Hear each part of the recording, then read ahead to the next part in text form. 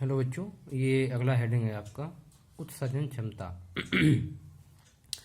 तो उत्सर्जन का मतलब ये होता है कि कोई पृष्ठ कितनी ऊष्मा उत्सर्जित कर रहा है कितने समय में। तो इसकी परिभाषा होती है कि किसी पृष्ठ के प्रति इकाई क्षेत्रफल द्वारा प्रति सेकंड उत्सर्जित विकिरण ऊर्जा की मात्रा उस पृष्ठ की उत्सर्जन क्षमता कहलाती है।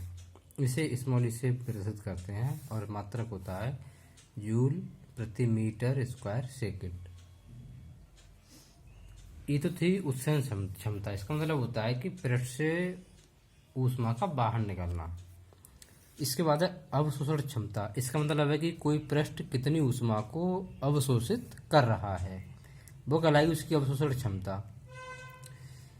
तो उसकी परिभाषा लिख दिया कि किसी पृष्ठ द्वारा किसी समांतराल में अवशोषित विकिरण ऊर्जा की मात्रा तथा उसी समांतराल में उस पर आपतित कुल विकिरण ऊर्जा की मात्रा के अनुपात को। देखो, कुल कितनी ऊष्मा उस पर आपतित हुई और उसने कितनी अवशोषित करी, इन दोनों का अनुपात क्या कहलाएगा? अवशोषण क्षमता। इसको स्मॉल ए से लिखते हैं। एक का मतलब होता है एब्जॉर्प्शन, अवशोषण। जितनी ऊष्मा आई पूरी तो वो अवशोषित करेगा नहीं, उसमें से कुछ करेगा, तो ये हो जाएगी अवशोषित मात्रा बटे आपतित मात्रा। और इसका कोई मात्रक नहीं होता है। इसके बाद अगला हेडिंग आता है आदर्श कृषण पिंड या आदर्श कृषणिका। तो देखो, आदर्श कृषणिका का मतलब किसी ऐसी वस्तु से होता है जो अपने पृष्ठ पर आपतित होने वाले समस्त ऊष्मीय विकिरण को पूरी तरीके से अवशोषित कर ले।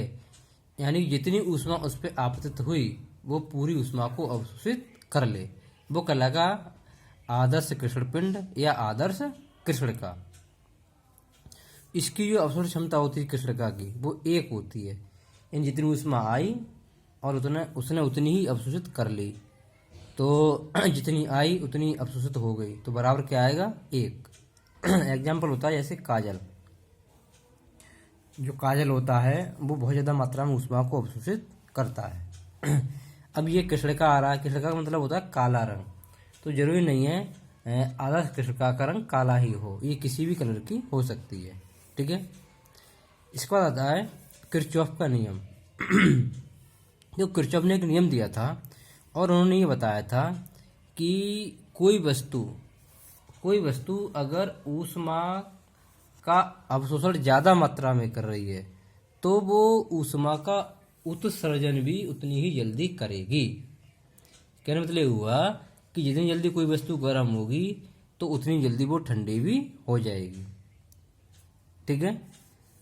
तो उनका नियम ये कहता है कि स्थिर ताप पर किसी दी हुई तरंग दैर्ध्य के लिए प्रत्येक वस्तु की उत्सर्जन क्षमता तथा अवशोषण क्षमता का अनुपात एक नियतांक होता है। तो यहाँ पर इनने एक फार्मूला बताया है ई लैम्डा बटे ए लैम्डा। ई लैम्डा का मतलब है उत्सर्जित होने वाली विकिरण ऊर्जा और ए लैम्डा का मतलब है अवशोषित होने वाली विकिरण ऊर्जा बराबर ई लैम्डा। यानी कि अब उत्सर्जित ऊर्जा और अवशोषित ऊर्जा का अनुपात क्या होता है? एक नियतांक होता है ई लैम्डा। तो ई लैम्डा है वो है आदर्श कृषणिका की उत्सर्जन क्षमता। अब इनके नियम पर भाई कई एग्जाम्पल हैं। जैसे गर्मियों में सफ़ेद और जाड़ों में रंगीन कपड़े अच्छे होते हैं। आपने देखा हो गर्मियों में सफ़ेद कपड़ा पहनना ज़्यादा फायदेमंद लगता है हमें, क्योंकि वो सफ़ेद कपड़ा जो होता है वो ऊष्मा को कम मात्रा में सोखता है और रंगीन कपड़ा ऊष्मा को ज़्यादा मात्रा में अवशोषित करता है। इसलिए सर्दियों में रंगीन कपड़ा पहनते हैं। और जो रेगिस्तान होता है भाई, वहाँ दिन बहुत गर्म हो जाता है, रात बहुत ठंडी हो जाती है। तो इसका ये कारण है कि रेगिस्तानों में रेत होती है, वो दिन में सूर्य की ऊष्मा को अवशोषित कर लेती है और जैसी रात होती है तो पूरी जो ऊष्मा अवशोषित करी थी दिन में उसने पूरी को उत्सर्जित कर देती है, बाहर निकाल देती है। इसलिए वहाँ रात ठंडी हो जाती है और दिन गर्म हो जाता है। ऐसे ही एक और एग्जाम्पल है कि बादलों वाली रात स्वच्छ आकाश वाली रात की अपेक्षा गर्म होती है। जैसे बादल छाए हुए हैं भैया आसमान में, तो हमें गर्मी महसूस होगी, क्योंकि जो हमारे पृथ्वी की ऊष्मा है वो बादलों से टकरा के वापस लौट आती है पृथ्वी की ओर ही, इसलिए बादलों वाली रात गर्म होती है। और अगर आसमान साफ होगा तो पूरी उसमें बाहर चली जाएगी वायुमंडल के, और हमें गर्मी महसूस नहीं होगी। इसके बाद आता है बीन का नियम। तो देखो बीन का नियम क्या कहता है। बीन का नियम ये कहता है कि अगर किसी वस्तु का ताप ज़्यादा है, तो उससे जो तरंग दैर्ध्य उत्सर्जित हो रही है उसका मान कम हो जाएगा। अगर तरंग दैर्ध्य ज़्यादा होगी तो वस्तु का ताप कम होगा। यानी कि वस्तु अगर ज़्यादा गर्म है तो उससे जो प्रकाश उत्सर्जित हो रहा है उसकी तरंग दैर्ध्य कम होगी। तो ये नियम ये कहता है किसी आदर्श कृष्णिका से उत्सर्जित विकिरण में अधिकतम संगत तरंग दैर्ध्य कृष्णिका के परम ताप के व्युत्क्रमानुपाती होती है, अर्थात लैम्डा मैक्सिमम, और ये व्युत्क्रमानुपाती 1/T। तो लैम्डा मैक्स बराबर निकालेंगे तो बराबर कांस्टेंट आ जाएगा। यहाँ पर एक कांस्टेंट आता है बी, इसे कहते हैं बी नियतांक, जिसका मान होता है 2.9 - 3 मीटर केल्विन। बीन का नियम ये कहता है कि अगर ताप ज़्यादा तो तरंग दैर्ध्य कम, तरंग दैर्ध्य ज़्यादा तो ताप कम। ठीक है। इसके बाद आता है स्टीफन का नियम। तो देखो स्टीफन का नियम ये कहता है कि किसी वस्तु से जो ऊष्मा बाहर निकल रही है, उत्सर्जित हो रही है, वो उस वस्तु के ताप की चतुर्थ घात के अनुक्रमानुपाती होती है।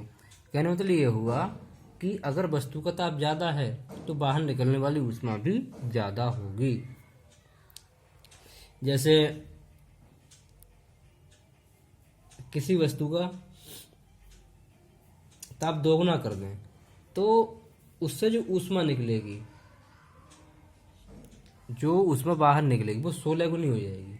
अगर ताप 3 गुना कर दें तो 81 गुना हो जाएगी। तो बाहर निकलने वाली ऊष्मा, उसका जो ताप है उसकी चतुर्थ घात के क्या होती है, अनुक्रमानुपाती।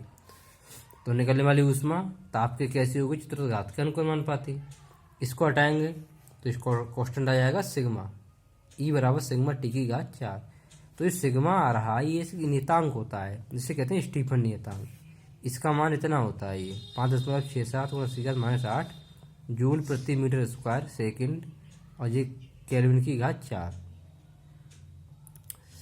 अब भाई आगे थोड़ा और देखते हैं कि कोई वस्तु है जिसका ताप है T1, और एक दूसरी वस्तु जिससे कि ये T1 ताप वाली वस्तु घिरी हुई है, उसका ताप है T2, और T1 का मान ज़्यादा होगा, T2 का मान कम होगा। तो जो T1 ताप वाली वस्तु है वो इतनी ऊष्मा उत्सर्जित करेगी, बाहर निकालेगी, और ये वाली जो T2 ताप वाली वस्तु है वो इतनी ऊष्मा को अवशोषित करेगी। तो प्रति सेकंड जो ऊष्मा बाहर निकलेगी उसका मान इतना हो जाएगा, सिग्मा T1 की घात 4 माइनस सिग्मा T2 की घात 4।